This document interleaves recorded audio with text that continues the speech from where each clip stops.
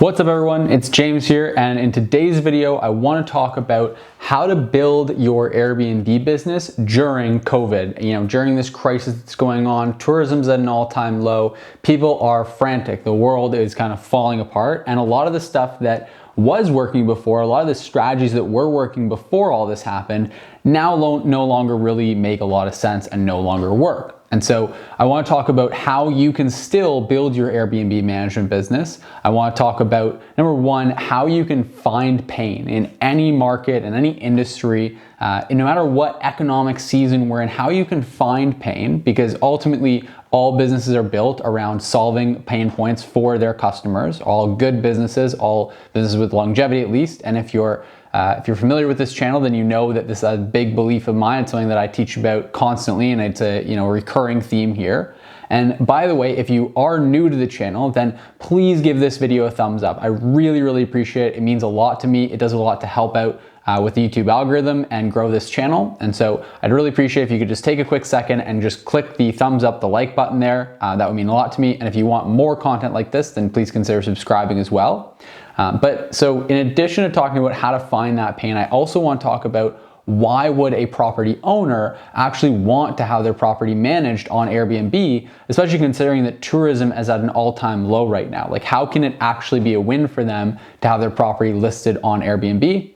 And the third thing I want to discuss is I want to show you, kind of go through exactly how I would approach getting a client right now, like how I would go about the meeting and what that conversation would look like in terms of actually picking up a property under management. I don't want this to just be all theoretical. I want to get pretty practical here in the video as well. And so by the end of the video, hopefully you'll have an idea of how you can actually go in your area, whatever market that you're in, and actually start growing your business in a way that's going to have longevity. You're going to have clients that'll stick around for a long time, and that you'll really be serving value to people and helping to solve their problems and help actually grow your business in a time when everyone else is kind of running and hiding.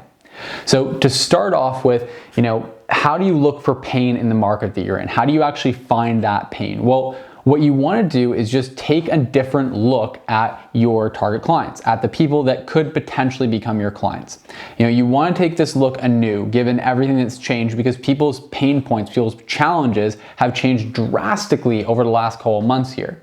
People that weren't having any challenges, like for example, landlords in a major city. A lot of major cities, similar to Toronto, where I am here, a lot of landlords didn't have a real pain point of finding tenants.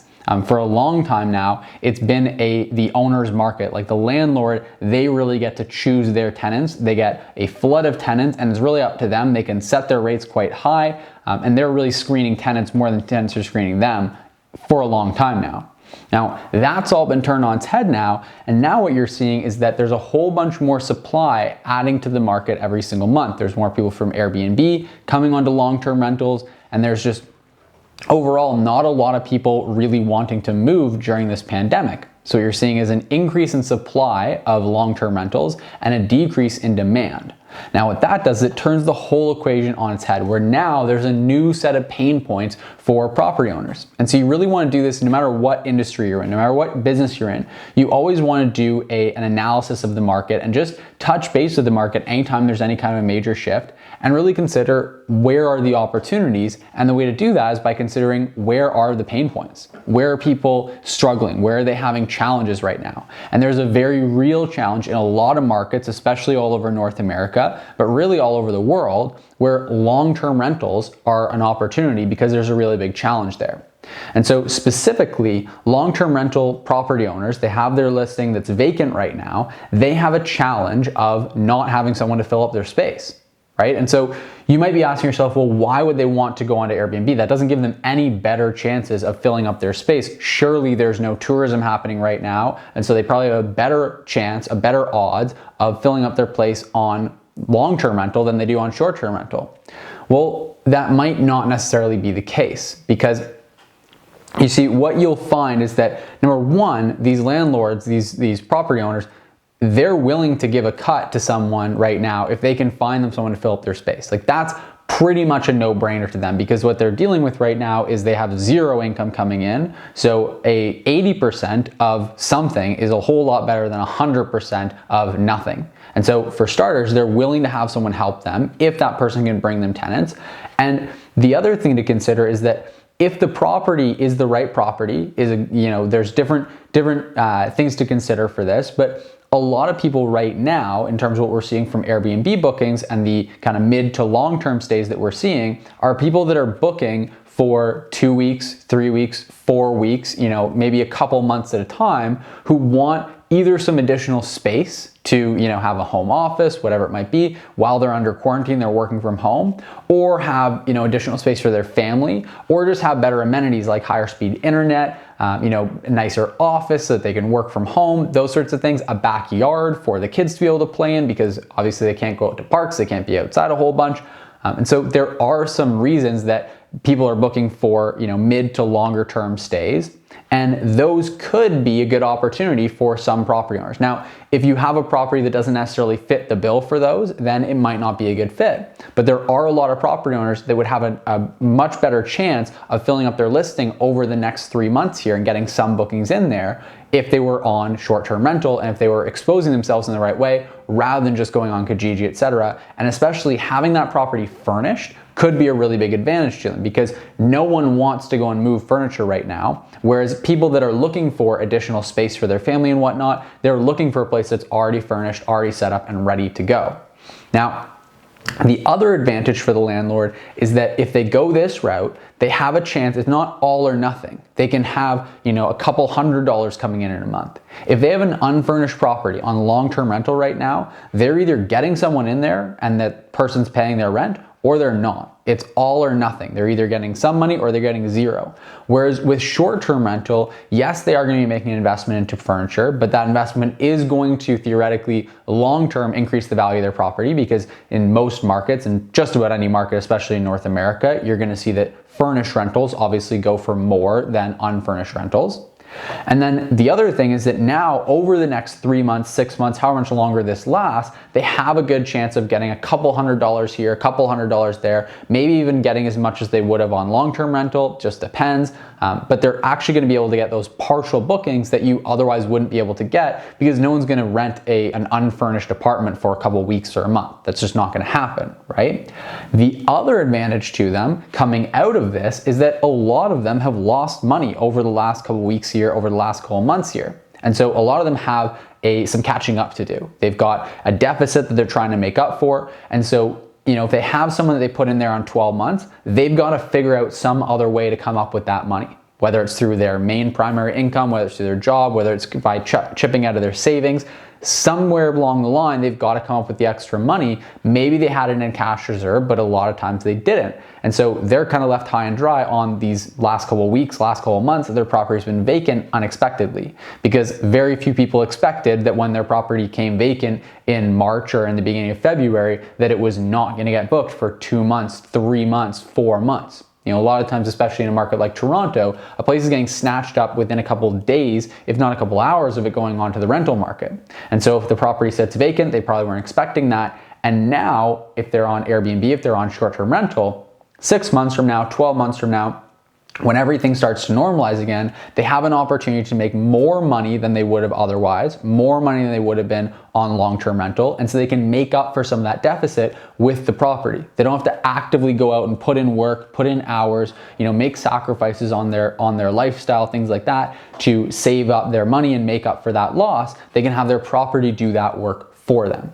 And so in terms of how I would actually approach this, how I would go about managing properties, bringing properties on board under management during this time, the first thing that I would do is I would look for exactly what properties can serve the most value to. So if I'm looking in Toronto here, I know that properties that have a backyard are going to be really valuable. Properties that have office space are going to offer the best shot. Properties that have additional space. I think that, in my opinion, if I'm looking at it and I'm kind of looking at what places people are booking, typically the 1-bedroom, 2-bedroom places, condos are not really that desirable. You want to have a place that's got more privacy, more seclusion from people, just for health reasons. That's really nice for some people. If they're in a spot where they can have good high-speed internet, they've got an amenity like a home office, they've got a backyard, that has a better chance of attracting someone who's looking to relocate because things are a little bit hectic with a small home and a family all packed inside of it, the kids home from school, the parents home from work. So I'm looking for the areas where the most opportunity and the properties with the most opportunity to be booked for 2 weeks, 3 weeks, 4 weeks, whatever it might be. From there, I'm going to find them. Now, obviously, I'm going to look these properties up on whether it's Craigslist, Kijiji, any of these places where I can find long-term rentals, those unfurnished or furnished long-term rentals. And then I'm going to reach out to the property owner and I'm just going to ask them some questions. I'm going to start by just gauging where they're at with their property. Hey, how long has this property been vacant for? Where are you at with the property? Like, do you need to get someone in there as soon as possible? I'm going to look for signs of that as well in the listing. If there's urgency in the listing, if there's some desperation in the language and the description, things like that, those are going to be clues for me. I'm going to reach out to them and I'm going to offer just, hey, let's set up a Zoom meeting. Let's set up a phone call even, and I just want to talk to you about something that I have in mind.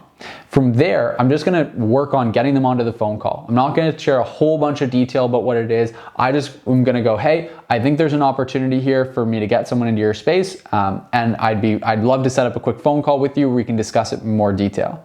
And then from there, I would basically just get them onto that call and I would go over exactly what I just went over in this video. I'd kind of go through it step by step with them. I'd go, okay, look, how long has the property sat vacant?